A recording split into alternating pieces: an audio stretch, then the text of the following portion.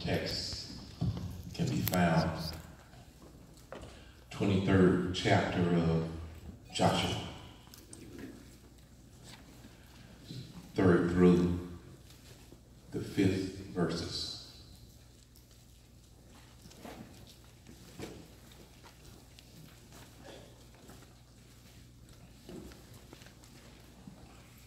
Third chapter of Joshua, 3rd and the 5th verses. Stand with me if you can.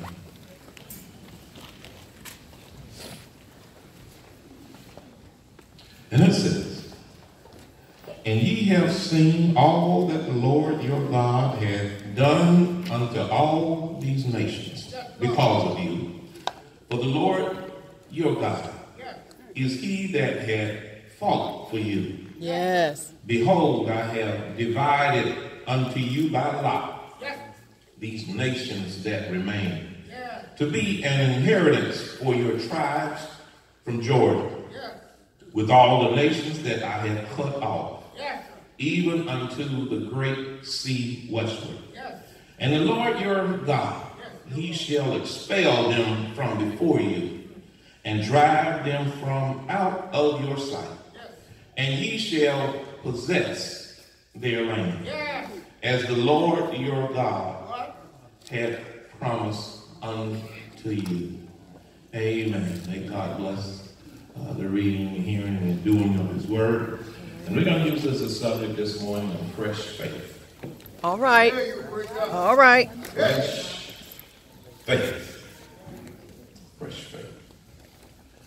In this text, Joshua he's old.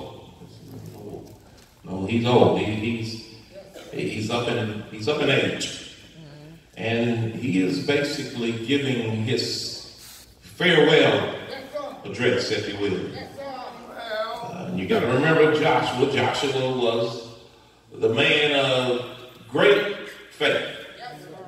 And this is a stated fact that Joshua was a man of great faith. He was one of only 2 men who left Egypt as adults and actually made it all the way into the promised land. Joshua, if you remember, was one of the 10 spies that Moses sent out into the land before entering. It was he and Caleb who were ready to go to possess the land. Their report was one of confidence. We can do this. No, you're right now. They were not afraid of the giants. They were not afraid of their stronghold. Here Joshua begins the presentation by telling his fellow Israelites to look back and think about all that God has done. All right.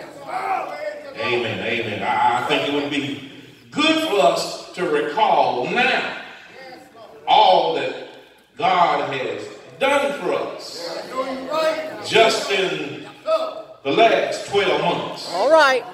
Or even in the last 30 days. How many mornings did you wake up with strength in your limbs to get up and function throughout the day? You need to know that you didn't manufacture that strength.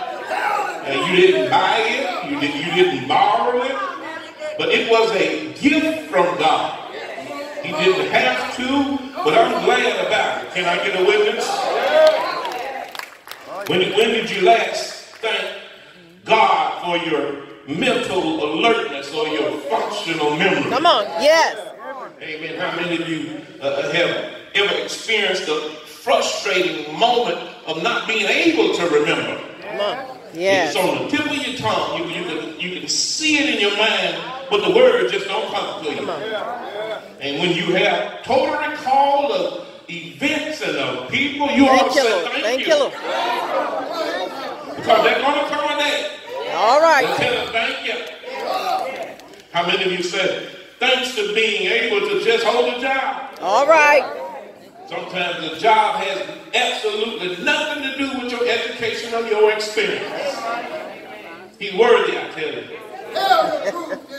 James 1:17 says, every good and every perfect gift is from above, and coming down from the Father of lights, with whom is no variableness, neither shadow of turning.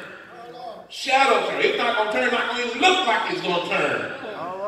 How can we have faith for the future if we don't often look back and thank God for what he's already done? That's right. For what he's already given in the past. Somebody ought to tell him thank you. Thank you, Lord. We have become numb to many of his benefits. Tell it. We're blessed, truly blessed. We take it for granted. In fact, we take being able to make a telephone call for granted. More than half of the people on this globe have never had that experience. Can anybody remember going to a neighbor's house to make a phone call because you didn't have a phone? Anybody remember party lines? Where you share a line with somebody else? We have so many things in our lives that we look down on, that we take for granted. We don't take advantage of. Our closets are full, clothes galore, some still with the tags on them. Our pantries are full, stuff going to waste in our pantry. All right. Our refrigerator is full. We throw stuff out because it goes bad. Our gas tank might be empty, but we don't have to wait in line long, so we can ride around on fumes. A lack of gratitude is, in fact, one of our troubling sins. Yes. In churches everywhere this morning, there is not an outpouring of vibrant thanksgiving and praise. Oh, help us, Lord.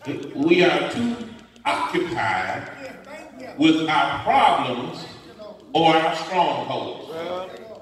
We concentrate on what we don't have rather than entering his gates with thanksgiving and his courts with praise. Thinking of the many times that we have found ourselves in some kind of a bind and have prayed with desperation. Oh God, please God. Sometimes we make promises. If you'll just help this time, I'll serve you, I'll thank you, and I'll honor you forever. I'm not too proud to say that I prayed that prayer before. I can't forget all that God has done for me. Hebrews 13:15 says, by him, therefore, let us offer the sacrifice of praise to God continually. That is the fruit of our lips. In other words, we ought to be opening our mouths. The fruit of our lips, giving thanks to his name. I can't help but give him thanks. Yes, yes. I can't help but to open my mouth and tell God thank you. Thank you. Tell him thank you. Thank you, Lord. Junior nurses, tell him thank you. Joshua is grateful for all the things that God has already done. Yes. And he turns his attention to the future. He's at the end of his life. And you might think that he would be satisfied with what he's already achieved. Because the first 22 chapters of this book, named after him, the story is told of how he led Israel in conquering city after city. many of these cities have fallen already to his troops. But Joshua is not satisfied. He boldly proclaims, the Lord your God himself will drive the remaining Canaanite nations out of the way. My Lord. So he will push them out before you, and you will take the possessions of their land as the Lord your God promised you. Joshua is still, even at this point in his life, invoking the promises of God. Still, at this point in his life, Joshua is boldly declaring that the Lord your God himself will do the conquering. Every one of us, if we're honest, can point to things in our lives today that are not yet the way God wants them to be. My Lord. In other words, there's still a bit of land or territory that needs to be conquered. Yes. There still may be some strongholds lingering. I thank God I'm not what I used to be. But I'm bubbling over because I know he's still working on me. He's still shaping me. How many of you know that God wants us to be more like the Savior? For us to be Christ-like, however, he has to root out some stuff. Got to move some stuff out of the way, some stuff that hinders us, some stuff that gets in the way of our being Christ. Yes, yes. He wants to use us to bless and encourage other people in ways we have never experienced or even dreamed. He wants to destroy meanness and evilness. He wants to stamp out stubbornness and disobedience. He wants to destroy the complexes and the fears that paralyze us. He wants to get rid of the pettiness that divides us. He wants to revive us and bless us. Yes. I'm talking about the church. Yes, that's right. Philippians 1:6 says, being confident of this very thing, that he which hath begun a good work in you will perform it until the day of Jesus Christ. Anybody know that God is a promise keeper? Oh, yes, he is. Amen. Amen. Tell your neighbor, God is going to do it himself. God is going to do it.